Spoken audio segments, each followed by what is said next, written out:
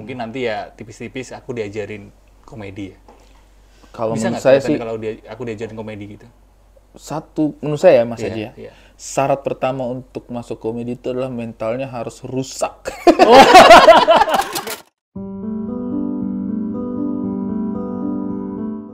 Udah mulai. Udah mulai. Ayo kita mulai aja. Ya. Kita ngobrol apa nih? Bebas. Bebas. Pokoknya saya akan berusaha nyambung semampu, tapi saya nggak janji ya. Biasanya kalau saya ngobrol tuh suka kemana-mana. Iya, sama. Saya juga ini sih, apa namanya? Saya ini termasuk orang yang sebenarnya susah untuk ngobrol atau nginterview gitu ya. Jadi host gitu itu saya susah sih sebenarnya. Mungkin kebanyakan mendengar daripada Mendengar ya. ini Iya, ya, iya. memancing-mancing. Jadi ini lebih saya dengerin kamu aja gitu dan kamu nanya ke dirimu sendiri gitu ya. Cukup banyak beban yang ditimpakan kepada saya ya. Cukup banyak beban ya. Tapi sebelumnya terima kasih loh. Siap, ya. siap, Terima siap, kasih Mas Haji. udah mau-maunya gitu ya ngeluangin waktu Saya buat pasti mau sekali karena mungkin ada beberapa hal yang sebenarnya mungkin juga ingin saya tanyakan. Oh, Nanti saja tapi. Nanti Nanti aja. aku yang ditanya ya. Padahal rencananya ini aku yang nanya kamu nih. Enak Malah saja. dibalikin. Saya pasti punya kebutuhan lah.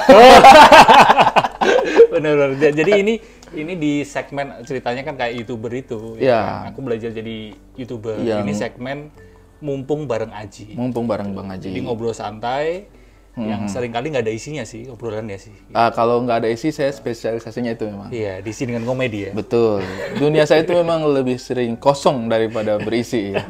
Tapi karena saya percaya kosong adalah isi adalah kosong. Wah, ini Sun Gokong ini ya, Tom Samcong. Tom Samcong. Tapi ngomong-ngomong di ini ya, di segmen mumpung bareng Aji atau ngobrol bareng saya itu bicara soal politik negara. Oh, nggak cocok ya? Nggak cocok. Berat ya. Berat. Tadi ekspresinya langsung. Iya. Karena saya tuh pernah beberapa kali satu panel sama Pak Mahfud, sama keluarga Wahid juga. Nah itu saya merasa offside di situ. Karena ketika yang lain diperkenalkan itu enak gitu. Iya. Yang terhormat Pak Mahfud MD. Iya. Yang terhormat Mbak Alisa Wahid. Iya. Sedangkan kalau dirimu? Yang terhormat Ari Kriting. Nah, sentuhan kata ting di belakang itu kayak kurang terhormat gitu, kayak Oh, gitu. kayak untuk wibawanya nggak ada gitu. Saya kayak setelah di panel saya langsung memikirkan apa saya harus ganti nama ya, Apa? Kepinginnya apa? Ganti nama apa gitu yang kelihatannya ada ini. serius-seriusnya gitu. Ketika diperkan yang terhormat Saudara Ari Kriting, nah ting di belakangnya tuh mengganggu banget tuh, kayak ting gitu lah. Nggak, kurang berwibawa. Tapi ini apa namanya, bukan politik negara sih Bukan, obrolan kita sih ya. ngobrolin apa nih, Ngobrolin Mas Haji? tentang tentu saja kesehatan mental ya. Betul. Karena bidangku ya bisanya cuma itu. Dan mungkin nanti ya tipis-tipis aku diajarin komedi ya. Kalau Bisa menurut nggak saya kelihatan sih kalau aku diajarin komedi gitu?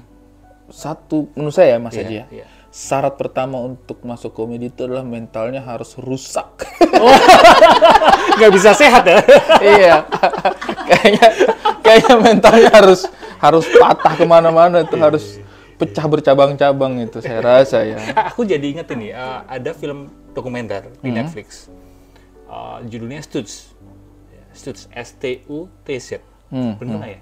Stutz, bacanya. Coba nanti kita cek ya, saya belum nonton sih. iya. Iya, itu dia kenapa Di filmnya? situ ada salah satu ini ya, apa namanya? Salah satu momen itu ceritanya Jonah Hill. Jonah Hill itu nominated Oscar tahun ini kalau nggak salah, aktor. Dia kalau nggak salah komedian gitu, stylenya komedi gitu. Dia ke terapi ke psikiater. Dan di situ ada satu dialog yang menurutku nampar gitu, ngena gitu. Dia bilang gini, psikiaternya dan dirinya itu merasa komedi ketika dia mengeluarkan candaan atau celutukan-celutukan yang bikin tertawa, itu sebenarnya coping itu cara dia Mengatasi masalah itu. mengatasi atau melarikan diri dari apa yang sedang dialami gitu. Nah, kalau menurutmu buat Ari Kriting, komedi itu apa? Nah, kalau Apakah itu sebuah coping dirimu untuk betul. untuk Awalnya dari sih kenyataan? komedi menurutku sih memang coping mechanism ya. Ketika kita, katakanlah misalnya saya yang punya background materi banyak dari Indonesia Timur, pasti kan banyak tragedi ya. Kalau komedi itu kan rumus paling basicnya itu ada tragedi plus time sama dengan komedi, equal komedi gitu kan. Nah, pasti banyak tragedi. Semakin banyak tragedi, semakin banyak peluang untuk dijadikan komedi. Karena komedi memang adalah salah satu cara kita untuk melawan mungkin rasa sakit di dalam Melawan rasa sakit. perasaan kita, pikiran kita mungkin yang terganggu tentang hal-hal yang ada di sekitar kita lah. Awalnya ketika berkomedi itu yang kita lakukan, menertawakan hal-hal buruk yang terjadi di sekitar kita gitu. Tetapi ketika itu berkembang menjadi profesi, menurut saya itu pasti akan menimbulkan problematika baru secara mental kepada kita sebagai pelakunya. Karena komedi yang tadinya menjadi coping untuk kita jadikan profesi, maka itu justru kita harus merepresentasikan tragedi-tragedi tadi lagi itu dengan beban komedi yang sedemikian rupa, sehingga hal yang harusnya menjadi coping untuk kita berbalik menjadi beban lagi untuk kita. Harusnya beban komedi ya. Betul. Harusnya tadi itu solusi untuk kita. Iya kan? Beban komedi ya. Iya. Jadi tapi kelihatan ini baru kali ini ya, kelihatan tepuk tangan dulu ya. Baru kali ini kelihatan Arik itu ngomong serius ini ya kelihatannya. Atau ini bagian dari komedi kelihatannya. Karena itu yang kita rasakan sebagai seorang komedian. Tadinya kan kita memang katakanlah terjadi tragedi dalam kehidupan kita, kemudian kita berusaha menertawakan tragedi itu sebagai solusi kejiwaan kita untuk keluar dari permasalahan. Tapi setelah menjadi profesi, maka kita nggak bisa lagi mengandalkan komedi ini sebagai coping untuk kita. Kita harus mencari solusi baru lagi. Nah, sehingga menurut saya sih itulah salah satunya mungkin kenapa ada yang mengatakan bahwa orang yang paling keras tertawa di muka bumi adalah orang yang sebenarnya paling tersakiti. Paling sedih. Paling sedih. Karena mungkin itu ketika kita menjadikan coping tadi ini alat untuk profesi kita di atas panggung, maka kita kehilangan itu sebenarnya. Kita kehilangan kemampuan untuk bertahan dari tragedi dengan cara berkomedi itu tadi. Karena kita sudah mengikhlaskan komedi tadi itu menjadi karya kita gitu. Kita nggak bisa lagi berlindung di situ. Dan juga cukup banyak orang, nggak semua lah, tapi cukup banyak orang melihat sebagian komedian itu kayak, oh dia nggak punya masalah, dia begitu mudahnya berkomedi. Padahal nggak serta-merta seperti itu ya, kalau menurutmu deh? Menurutku justru sebaliknya. Kalau orang-orang menjadikan komedi sebagai solusi untuk keluar dari permasalahan, komedian kehilangan itu. Komedi itu menjadi permasalahan untuk kita. Ketika kita disuruh untuk berkomedi lagi, stand up lagi, harus melucu lagi, harus menghibur lagi, itu menjadi permasalahan untuk kita. Padahal orang datang menyaksikan kita untuk tertawa keluar dari permasalahan mereka. Tapi mereka nggak tahu komedian di atas panggung itu berjuangnya seperti apa ya? Betul. Ibaratnya kita itu kehilangan salah satu obat jiwa lah. Ketika kita menjadi komedian, kita kehilangan salah satu obat jiwa kita gitu. Dan dengan agak apa? Kok kayaknya bagus buat quotes ya. Serem. Tapi dengan kamu menyampaikan seperti ini, aku lebih mengapresiasi seorang komedian sih, karena dan aku rasa teman-teman juga ya bisa memahami bahwa komedian itu tidak mudah gitu. Jadi menjadi komedian itu tidak mudah. Meskipun mungkin penonton kayak kan ketawa aja gitu. Ngomong-ngomong bentar doang lucu gitu kan. Iya. Tapi tidak mudah, ada perjuangan yang luar biasa. Dan kalau aku melihat kamu ya Ria, ini tentu ini asumsiku pribadi, subjektif, belum tentu benar juga gitu. Tapi aku melihat di antara komedian yang lain, termasuk yang di manajemen Hakop gitu, kamu punya, kalau tadi kamu melihat ngomong bahwa komedian itu mesti rusak mentalnya gitu. Tapi kalau di aku melihat dirimu itu punya daya juang yang luar biasa. Jadi mentalmu itu udah kuat itu. Kalau tadi teman-teman setuju juga sih, karena dengan berbagai kejadian yang pernah kamu alamin gitu. Apakah kamu juga merasa seperti itu? Kadang-kadang kan kita berusaha kuat di luar ya. Cuman di dalam itu mungkin sudah jadi sudah jadi tepung terigu mungkin. remuk sehalus-halusnya. Tapi kupikir sih namanya manusia pasti tidak semua permasalahan hidupnya dia keluarkan lah. Pasti ada beberapa hal yang dia simpan sendiri. Ada sih lah beberapa hal yang juga tahu lah punya permasalahan di luar sana lah ya. Jadi kayak mau memotong dikit tentu teman-teman udah tahu. Kalau yang permasalahan kemarin, saya nggak perlu nyebutin detailnya. Betul. Tapi dengan permasalahan kemarin itu seberapa kena mentalmu gitu, atau bagaimana kamu mengatasinya, itu yang lebih penting sih. Sebenarnya sih kalau mau bicara, saya itu punya prinsip bahwa kalau saya tidak dalam posisi keliru, saya cenderung tidak terpengaruh secara mental.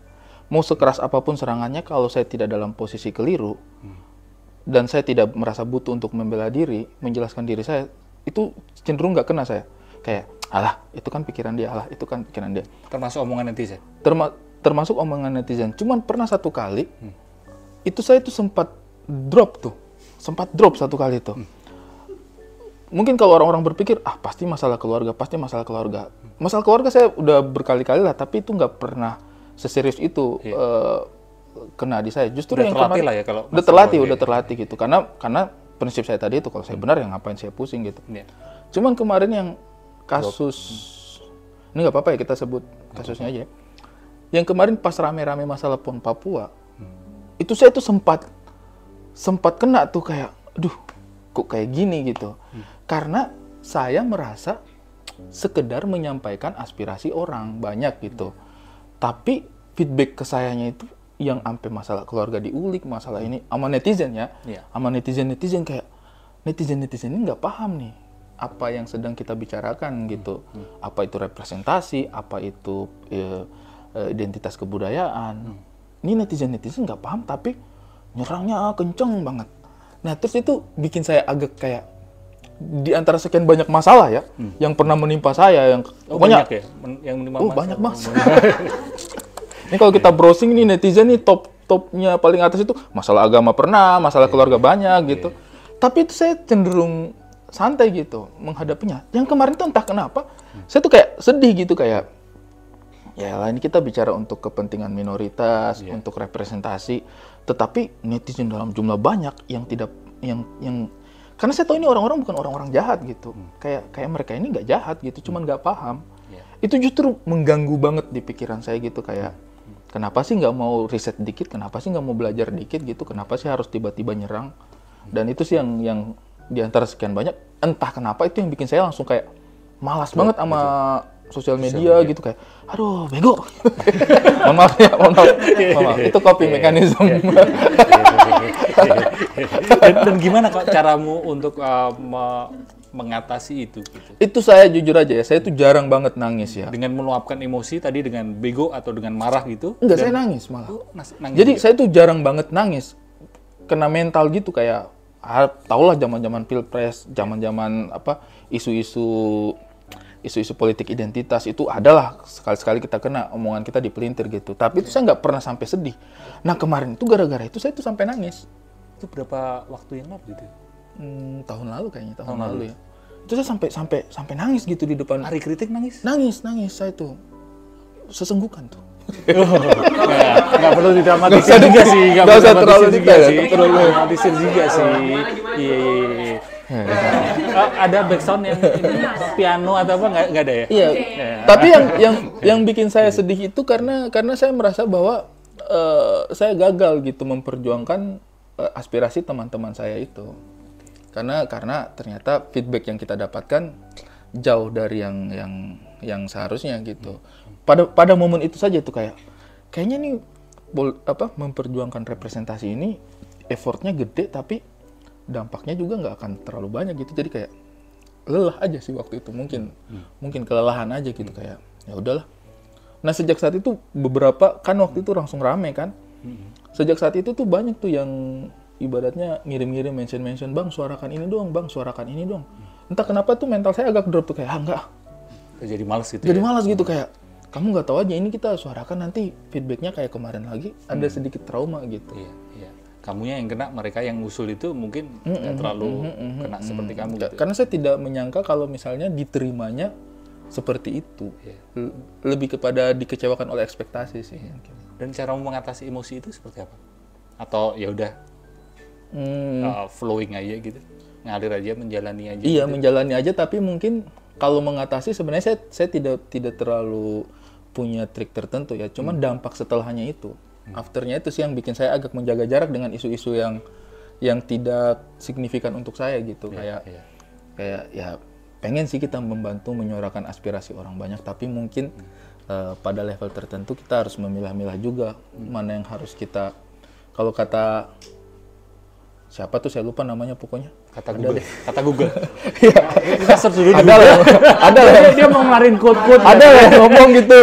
Kayak kata Google lah ya. Kata Iya. Google. Kita harus pintar-pintar memilih hal-hal yang ingin kita perjuangkan gitu. Jadi tidak semua hal. Hah? Anda sendiri. Ya udah kata saya. Ya udah. Kata saya boleh. Gitu ya. Iya. Ya kita harus pintar-pintar memilih hal-hal yang kita perjuangkan. Karena kan setiap perjuangan pasti ada impact-nya lah ya.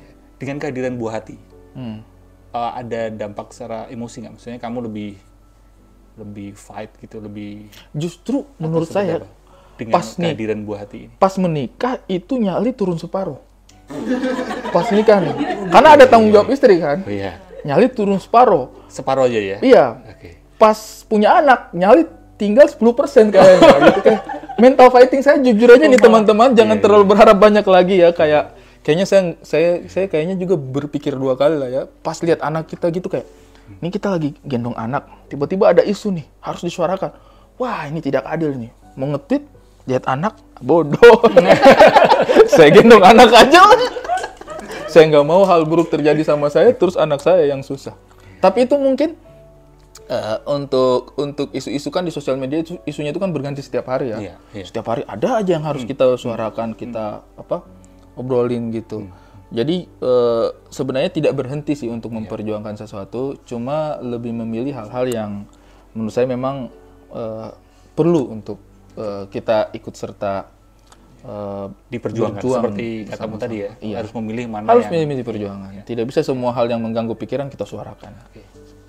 Sekarang aku mau ngomongin tentang karya sih. Dalam waktu dekat mau show di mana ya? Di Bali. Di Bali kan? Di ya? Bali. Masalah ya? Ini pura-pura nggak tahu aja, jadi Iya, biar iya. tektokannya Biar lebih kelihatan kayak tidak dipersiapkan. Tidak dipersiapkan gitu. Betul. Padahal aku udah tahu ya. Iya, iya, iya. Di Bali tanggal 3 Desember. dalam rangka apa itu? Ulang tahun HH Corp Dirgahayu yang ke-10. Apa itunya? Manajemen kita. Tawa. Tawa Dasawarsa. Aku yang lebih tahu. Tawa Dasawarsa. Iya, benar. Tawa Dasawarsa. Kita mau terlihat tidak dipersiapkan, tapi Iya, malah kayaknya aku literatur Mas Ajinya banyak banget ya. Iya, Tawa Dasawarsa di Tawa- Bali. di Bali. Di Balinya di mana? Di Balinya itu di Atau mau Taman nanya dulu? Bagawan. Begawan. Taman Bagawan. Jam sore lah kayaknya itu. Jam 4 sore. sampai jam 9 mungkin, jam 10 lah. Itu semua talent HH Corp. Semua talent dan ada beberapa dari manajemen juga yang Oh, iya? ikut serta. Iya. Ikut serta tampil. Tampil juga ada beberapa. Karena memang kita manajemen banci tampil ya. Gitu. Sekarang ngundang semua kalau tadi HH Corp. ya? Iya, kita Di foto manajemennya. bersama apa segala macam. Premier itu kita lebih susah ngumpulin HH Corps utuh daripada foto-foto yang lain. Karena itu pasti banyak banget. Tapi balik ke Tawa Dasawarsa tadi, masih bisa beli tiketnya? Masih bisa beli Masih bisa tiketnya di loket.com Itu, dilihat atau Bu Manager, dilihat Bu Manager. bisa ini apa pertanyaan yang membuat pengetahuan saya harus dipertaruhkan ya. Bisa beli tiket di loket.com. Itu atau informasinya bisa cek langsung di HHH Instagram @hhhcorp. Oh. Juga ada. Itu materinya lama, materimu yang lama. Enggak, atau- materi karena kan baru. aku pernah lihat terakhir itu yang di Jakarta. Jakarta zona Meria, Jakarta zona Meria. Zona Meriah. Zona Meriah. Materimu sama dengan yang itu? Beda atau banget. Baru, 100% baru. 100% baru. Dan lucu banget kemarin kita sudah uji open mic. Ya di pede banget ya. Oke. Bagus. Nggak apa-apa. Seperti Yang itu. penting harus kita seperti ini itu, iya. bangga sendiri aja dulu. Iya. Sakit hatinya kemudian. Tapi insya Allah lucu. Kemarin di Comika ya kalau Comika nggak salah, kita udah open mic ya. ngetes materi. Banyak tuh yang beli tiketnya kemarin di Comika karena mereka nggak mau ke Bali katanya. Salah juga nih ternyata ya. Salah juga ternyata. Nah, bikin materi, bikin karya gitu. Di tengah kamu kan juga memperjuangkan tentang apa isu, atau ada masalah tentang keluarga gitu. Gimana Rik, caramu ini apa ya memilah gitu. Di tengah kamu mesti bikin karya, bikin materi, mempersiapkan apa itu istilahnya show. Tapi kamu juga mengalami masalah dalam keluarga, dalam perjuangan mengenai isu yang sedang hangat gitu. Untungnya dalam bisnis industri hiburan, apalagi komedi, masalah itu sebenarnya adalah bahan baku. semakin banyak masalah, semakin banyak bahan baku. Ya, semakin banyak Materi yang bisa kita olah untuk menjadi sebuah pertunjukan komedi. Jadi kadang-kadang kalau komedian sudah tidak terlalu lucu, mungkin masalah hidupnya udah berkurang banget.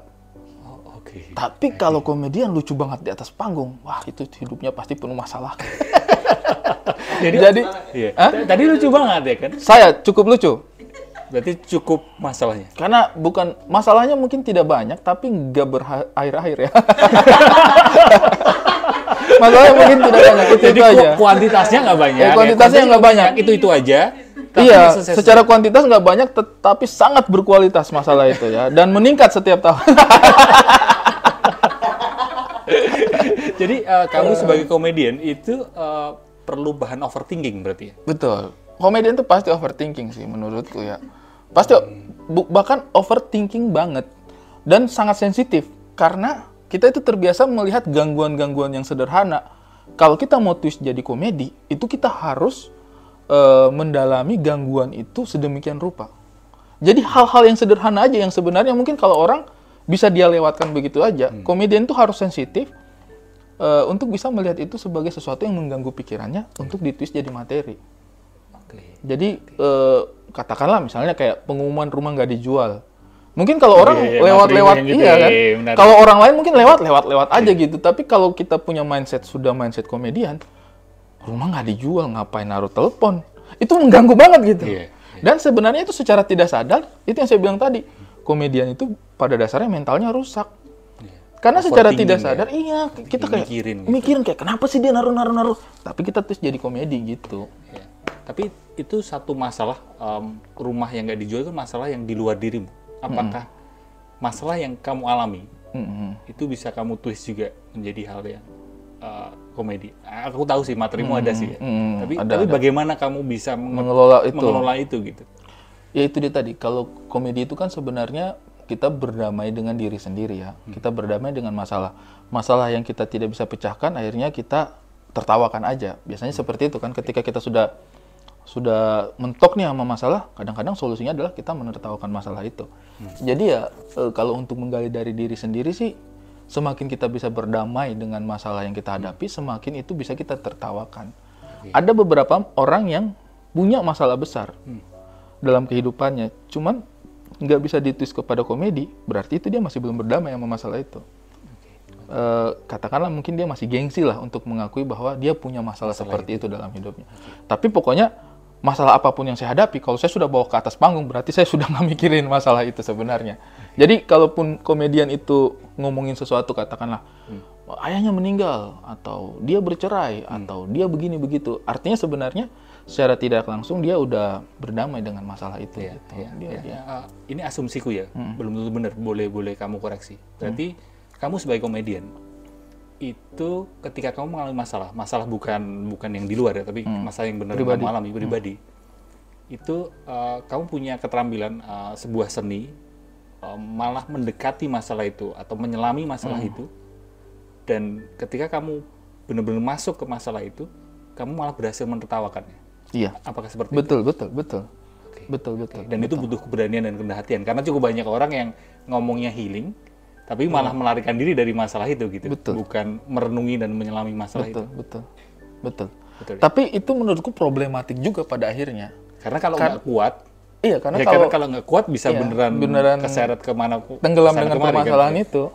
Dan juga mungkin kemampuan mentwist segala sesuatunya menjadi komedi itu membuat kita juga sulit untuk meresapi kesedihan-kesedihan yang sebenarnya cukup mendalam. Karena menurutku sebelum kita masuk ke lapisan sedih, kita itu udah dibentengi oleh kemampuan mentwist itu menjadi komedi. Jadi kadang-kadang kita buru-buru menertawakan sebuah permasalahan, padahal mungkin sebenarnya meresapi kesedihan itu juga tidak masalah untuk manusia mungkin Mas Aji ya. Jadi kadang-kadang kita tidak lagi merasakan kesedihan-kesedihan kita gitu karena. Tapi aku mendapatkan insight yang menarik sekali. Jadi kita ini sebagai manusia ada kalanya tergesa-gesa untuk menertawakan masalah itu. Benar. Padahal sebagai komedian, aku rasa akan lebih oke gitu, lebih sehat ketika menyelami dulu masalah, lalu menertawakan. Jadi menertawakannya bukan di awal, sebagai pelarian dari masalah, tapi mendapatkan momen tertawanya, momen komedinya itu ketika kita sudah masuk ya atau menyelami masalah itu gitu. Tapi memang ada kecenderungan kita ini kan termasuk saya gitu kan kayak udahlah menertawakan dulu gitu. Itu sebagai pelarian ya. Kayak udah otomatis gitu switch-nya ada masalah malah ditertawakan gitu. Padahal itu juga mungkin bisa menumpulkan jiwa kita gitu. Pelarian ya. Pada akhirnya mungkin kita terlalu mudah menertawakan permasalahan sehingga kita jadi lupa mengelola permasalahan itu. Kadang-kadang senjatanya bukan tertawa tapi justru bersedih juga mungkin adalah emosi yang benar gitu. Iya. Oke. Itu sih mungkin. Aku nggak ngira itu satu itu dari Ari Kritik ya, tepuk tangan ya. Oke, dua pertanyaan terakhir. Ini durasinya kurang berapa?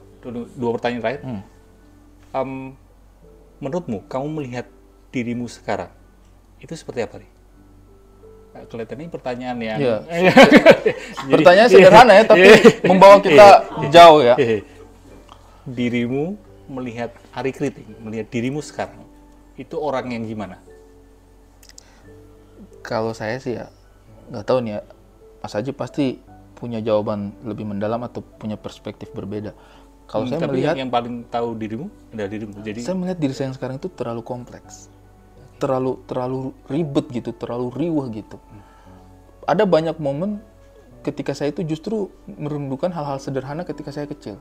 Entah kenapa tuh di usia-usia sekarang tuh kilasan-kilasan tentang masa kecil itu lagi menyenangkan banget ketika hadir gitu. Kayak dulu nih saya dulu misalnya suka jalan gitu sama teman-teman bertiga berempat ke hutan nyari pohon-pohon yang bisa dijadikan ketapel, terus ditandain dulu karena belum bisa dipanen gitu. Itu hal-hal yang kemudian kayak teringat terus gitu, kayak dulu masa kecil tuh sederhana banget gitu. Ketika kita sampai pada titik ini, saya pribadi dibawa kehidupan ke titik ini, itu merasa kayak apakah saya butuh dunia yang serumit ini gitu. Dengan masa kecil saya yang sesederhana itu gitu. Kayak takaran-takaran kebahagiaan kita menjadi begitu banyak dan levelnya itu jadi kayak butuh saya isi nggak sih tankinya segini gitu. Padahal saya itu lahir dari sesosok manusia yang ketika masa kecilnya jalan-jalan di hutan ketemu tumbuh-tumbuhan aja udah sangat membahagiakan gitu loh. Itu sih yang kayak di momen sekarang ini saya tuh melihat kayak kita ini kayak terlanjur dibawa ke dunia yang begitu kompleks gitu. Terlalu rumit ya. Terlalu rumit gitu. Iya gitu. Kayak kalau misalnya jalan kehidupan tidak membawa saya ke titik ini, apakah mungkin kebahagiaan saya lebih penuh gitu, lebih utuh gitu sebagai orang yang hidupnya sederhana di kampung halaman. Mungkin saya nggak pernah. Dan kita nggak pernah tahu. Tidak bisa membandingkan karena kita tidak akan mungkin menjalani kehidupan yang masa lalu. Iya. Relate dengan pertanyaan terakhir ini, Ri. Kamu kan termasuk orang yang aku lihat berani gitu ya. Nggak ada yang kamu takutin istilahnya kan gitu kan kayak. Naik pesawat saya takut. sorry teman-teman. Oke. Ya selain takut naik pesawat. Apa sebenarnya yang kamu takutin? Maksudnya di luar naik pesawat ya. Apa sih yang bikin kamu takut di hidupmu sekarang? Apa yang bikin saya takut di kehidupan? Akhir-akhir ini aja.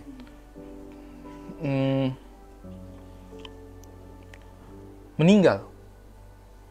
Dengan semua tanggung jawab yang saya tarik ke dalam kehidupannya saya, meninggal itu menjadi momok yang cukup mengerikan sebenarnya ya. Karena saya lagi lihat wajahnya anak saya, saya lihat pengorbanannya istri saya untuk masuk di dalam kehidupan saya. Terus ketika kita pergi dari dunia ini kan kita melepas semua tanggung jawab terhadap orang-orang yang kita tinggalkan ya. Dan itu sih untuk saya sesuatu yang tidak terbayangkan gitu. Ketika kita lihat anak kita hari ini, terus membayangkan bahwa bagaimana kehidupannya dia ketika saya tidak bisa hadir dalam kehidupannya dia gitu. Ketika melihat istri saya dengan semua pengorbanannya untuk bisa memilih jalan hidup bersama-sama dengan saya, dan kemudian waktu menentukan bahwa saya tidak bisa menjaga dia dalam rentang waktu yang lama, itu juga menjadi sebuah ketakutan sih. Saya mungkin tidak punya banyak penyesalan ya untuk pergi dari dunia ini, tapi yang jadi beban pikiran sih justru adalah orang-orang yang kemudian kita tinggalkan gitu. Kalau penyesalan masa lalu, ada nggak momen di masa lalu terkait masa kecil tadi ya? Masa lalu apa yang ingin kamu ubah? Ada kan? Enggak sih. Justru kalau saya boleh terjebak di masa lalu sih saya sih mungkin akan ikhlas ya ketika ternyata kehidupan saya berhenti di usia-usia ketika saya masih sangat polos itu. Kayaknya sekarang udah nggak polos berarti? Itu kompleks banget hidup saya sekarang, Pak. Kompleks banget. Saya tuh kadang-kadang ribut sendiri sama pikiran saya kayak, kenapa sih saya memikirkan ini gitu loh. Jadi kayak teman-temanmu setuju kelihatannya pada tertawa soalnya. Mereka pasti tahu sekompleks itu saya itu. Oke. Hal-hal yang nggak perlu dipikirkan tuh jadi kepikiran gitu kayak. Tapi itu menjadi bahan bakar untuk bikin materi kan, overthinking tadi kan. Cuman ya itu dia tadi kembali lagi bahwa itu kemudian menjadi sebuah profesi. Akhirnya kita nggak bisa berlindung coping ke situ lagi. Jadi semua keributan itu berkembang menjadi keributan lainnya, dan kita udah terperangkap dalam semua kekusutan itu sih. Iya. Oke, nah untuk menutup ini obrolan ini, ketika kamu bilang banyak kekusutan tadi, lalu kamu menjalani hidup ini seperti apa? Dengan penuh kekusutan itu? Jujur aja ya Mas Haji, saya sekarang sebenarnya tuh lagi pusing sih. Hidup kita ini arahnya mau kemana sih gitu, hidup aja. Dan tidak perlu dipaksakan untuk nggak usah pusing juga. Nggak usah buru-buru kayak, saya tuh bukan tipikal yang kayak, hidup kita kusut nih, tapi saya punya solusi ini. Kayak kalau saya tuh bukan tipikal yang kayak gitu sih, jadi kayak ya udah permasalahan itu kita telan aja gitu. Kayak misalnya saya takut naik pesawat, tapi pekerjaan saya mengharuskan saya naik pesawat. Ya udah dijalanin aja gitu, ditelan aja, tapi tidak menafikan bahwa ketakutan itu ada gitu.